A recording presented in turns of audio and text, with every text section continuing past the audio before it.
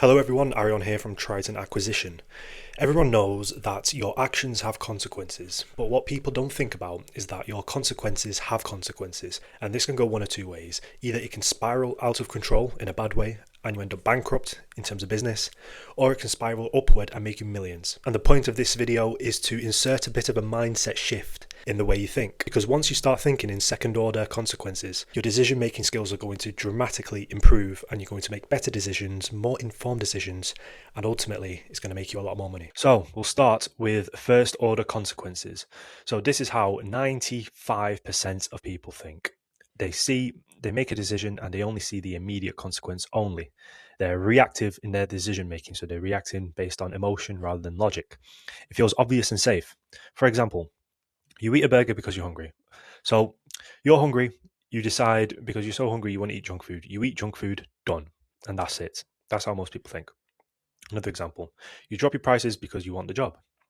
So you drop your prices, you give a customer a discount, job done. That's it. But and this is how 95% of people are going to think. So what people don't realize is that these examples will trigger a chain of reactions that happen subconsciously in their mind. And this is where the second order consequences come in. So when you think in second order consequences, you think what happens after the immediate consequence. You're more proactive in your decisions. So you're thinking with logic rather than emotion, compared to first order consequences where you think with emotion rather than logic. For example, if you eat like this every day, where will your health end up in 5 years? So if you made a decision to eat junk food because you were hungry, you no longer think that, oh, you eat junk food, done. But what really happens is you eat junk food, and then because you eat junk food once, you're more likely to eat junk food again. And then it will just carry on with a chain of reactions, and it will just spiral out of control. And in 5 years' time, you'll end up fat, diabetic, obese. And it doesn't always have to end up like that. You can also think, like, if you eat a burger because you're hungry, okay, so you eat the burger, you're hungry. Now, after you eat the burger, you feel tired and lethargic. And because you feel tired and lethargic, you're not going to do any work. And because you don't do any work, your business is going to suffer. And because your business is going to suffer, you're going to go out of business. So it triggers a chain of reactions, and you have to think of every decision you make this way. Another example, if you drop your price, what type of customer will I attract long term? So if you always get customers asking for discounts and you keep giving discounts, you're going to end up a commodity. You're going to end up a commodity. You're going to attract price sensitive shoppers, and it's just going to be a race to the bottom once you do that. So this is how you need to think, not like this. If you make a decision, after that decision, think to yourself the words, and then what? You eat a burger because you're hungry, and then what? You eat the burger, you're full, and then what? You feel lethargic, lazy, you won't go to the gym, you lose your confidence, blah, blah, blah. And this will trigger a chain of reactions that can either spiral downward or spiral upward. So we've got 3 examples here, and we're going to go through them. These are tailored to window tint shops, but the principle can be applied to any business. So let's get into it. So example 1, dropping your price. So the customer asks for a discount. Let's say you're a business owner, you're a window tint shop owner, and the customer is asking you for a discount. So what do? You drop the price. And because you drop the price, the customer now expects that price. That's the price they're going to pay because you dropped it. And because they expect that price, and you did a good job probably, they refer friends who also expect that discount. And because you refer friends who also expect that discount, your profits become thin because you're giving discounted prices and you're getting loads of them. You think your diary is full, but really your profit margins are thinning every week. And because your profit margins become thin, you buy cheaper film to protect your margin. And because you buy cheaper film to protect your margin, your tint peels and purples after 1 year. So that means your quality is going to drop. And because your tints are going to peel and purple and crease after 1 year, you're going to get complaints and bad reviews. And because you get complaints and bad reviews, you're going to damage your reputation. And the consequence of damaging your reputation is that your customers are going to go to your competitors. And because your customers go to your competitors, you're going to drop the price even more to compensate for the lack of leads that you have coming in because all your customers are going to your competitors. And because you drop your price more to compensate, you become a commodity. And because you become a commodity, your costs go up, you're going to work more and earn less. And because you work more and earn less, you're going to burn out. And because you burn out, your business is going to fail. So your business fails all because you decided to give a discount to one customer. I know it seems extreme, but this is totally a plausible situation to be in. And by the way, you drop your price to compensate. So this is not like just a linear chain. This will feed back into itself. So You drop your price more to compensate, and then that feeds back into your profit margins become thin. And then you go around in circles like this. And because your profit margins become thin, you drop your price more to compensate, and then it goes back up to here. So it's like it goes full circle, this feedback loop. And with enough time, this will go round and round and round and round and round and round. And over a long enough time period, you become, why is it not moving? Oops. You become a commodity. And then your costs go up, you work more, earn less, burn out, and your business fails. So your business fails all because you decided to drop the price. And over a long enough time period, this can absolutely happen. But most people don't think that. And these are going to be mostly subconscious decisions. So if you do something once, you're way more likely to do it again, even subconsciously. So you might not actually actively think that these are what's going to happen, because they just all happen in your subconscious mind. But it will get to the point where your business will fail.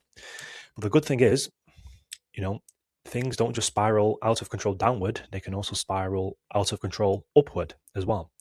So we'll go back to the beginning. Customer asks for a discount, but now you decide to hold the price. And because you hold the price, you're going to get some customers walk away, but the right ones are going to stay. And because the right ones are going to stay, you're going to get people who buy based on the value you sell. And you're not going to get any haggling or negotiating or customer or going back and forth with customers trying to get a discount. And because you attract value buyers, they're going to leave detailed 5-star reviews.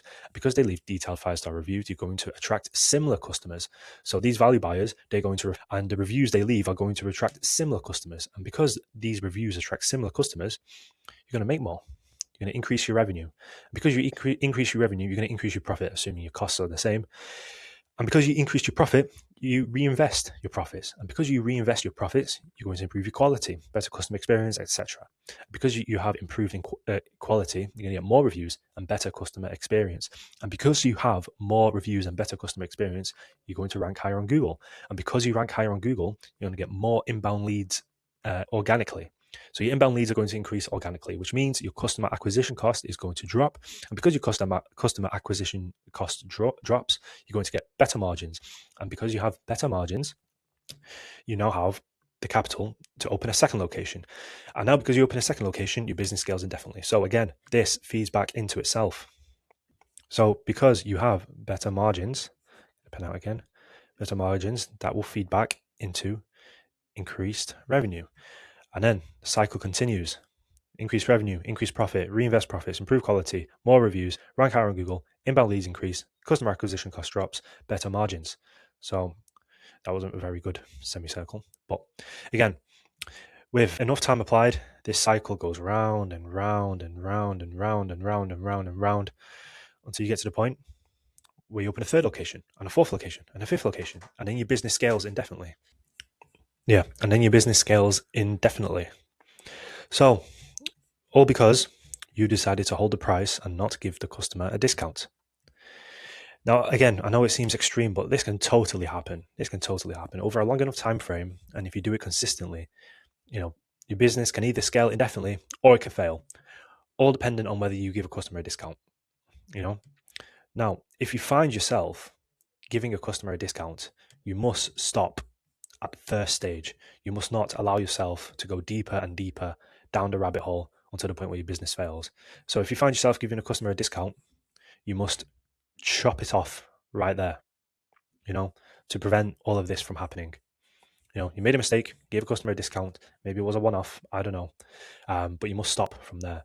But you want to always get that momentum on the green side. Hopefully you get the picture from here. So we're going to another example, and that is hiring installers. So when you hire an installer, you hire quickly. You don't vet the people that you're hiring because you're so busy, you just want them in as quick as possible. And you also don't have any SOPs, so the installer guesses the standards. You've not set the standards that they should be installing to. You've not set the standards for how to handle with complaints or how to deal with customers. There's nothing in place, so the customer's guessing them all. And because you've got no SOPs in place, you're going to get substandard installs. And because you get substandard installs, you're going to get more bubbles, creases, and no top edge finish. So the quality of because you didn't set the standard. And because you're going to get those, you're going to have to redo the job at the owner's expense. So this is another thing where when you hire someone, it's going to cost you more than just their salary. You got to account for redos and stuff like that. I mean, redos are, they're inevitable. But again, we're going from the fact that you didn't have any SOPs and you have substandard installs, you're going to get bubbles, creases, and you have to redo the job at the owner's expense. And because you have to do the redo the job at the owner's expense, you're more likely to get a 1-star review. And because you get a 1-star review, they're more likely to charge back as well, or refund, refund risk, that sort of thing.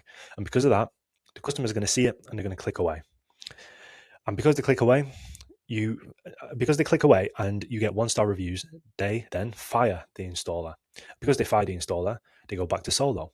And because they go back to solo, they already have bad reviews and they're also understaffed as well. And because they have bad reviews and they're understaffed, you're scared to hire again because of the experience you had with the first installer, but when really it was your fault. But either way, so you're scared to hire again, so you stay solo. And because you stay solo, your capacity is capped at what one person does. So you, as the owner, are limited as to how much the business can earn. And because your capacity is capped, your growth ceiling is set permanently. So if you're just a solo tint shop owner doing 200K a year and you're scared to hire, you will never, ever grow. There are other ways you can grow, but, if you want to grow indefinitely, and you're scared to hire, you're going to set yourself a pretty low ceiling.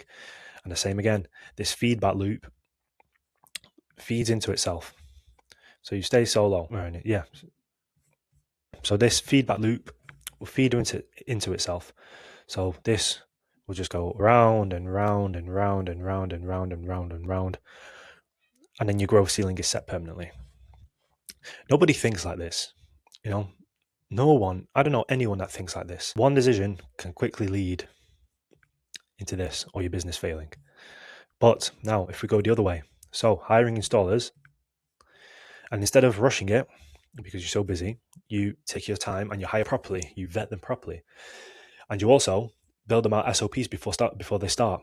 So they have, standards that they must meet, as the bare minimum. And because you built them SOPs, your standards are going to be maintained. And because your standards are going to be maintained, the quality is going to be consistent. Because the quality is consistent, you're going to get your 5-star reviews are going to hold, and or you're going to get more. And because the 5-star reviews hold, the owner can comfortably, keyword uncomfortably, step away from the install. So they don't have to worry about how well is the installer doing, always checking on him, that sort of thing. And because they can step away from installs, the owner's time is now freed. And because the owner's time is now freed, they can focus on growth and working on the business instead of inside of it. And because they focus on growth, they're going to get more jobs booked. And because they get more jobs booked, their revenue is going to grow. And because their revenue grows, they hire a second installer. And because they hire a second installer, the business can officially run without the owner. So maybe they don't hire a second installer, maybe they just hire like a general manager or something, but for the sake of simplicity. And then you plan out your second location. And because you plan out your second location, your shop scales indefinitely. And again, this feeds into itself over and over again. So business runs without owner. They hire a second installer, and it just goes round and round and round and around and round like this.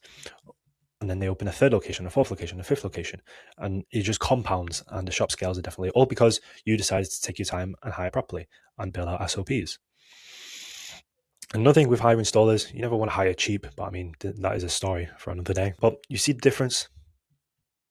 Things compound, So one bad decision can compound into a terrible destination, whereas one good decision, even if it is not as good as you think it is, it can compound into something that you never expected. The shop scales indefinitely. So we'll go for one more example, and that's getting reviews. Probably the most important one. So getting reviews, but you don't ask for a review. As a window tint shop owner, you do not ask for a review. I don't know why, but you don't ask for a review. And because you don't ask for a review, your profile stays the same at X reviews. So if you're not asking for reviews at all, your reviews are probably going to be low. So you might just have 20 reviews, which isn't even a lot. Because your profile stays the same at X amount of reviews, you look inactive on Google. And because you look inactive on Google, you're going to rank lower on Google. And because you rank lower on Google, your leads are going to go to your competition. And because your leads will go to your competition, your customer acquisition cost is going to increase. And because your customer acquisition cost increases, your costs are going to rise. And because your cost rises, your margins tighten. And because your margins tighten, you start cutting corners.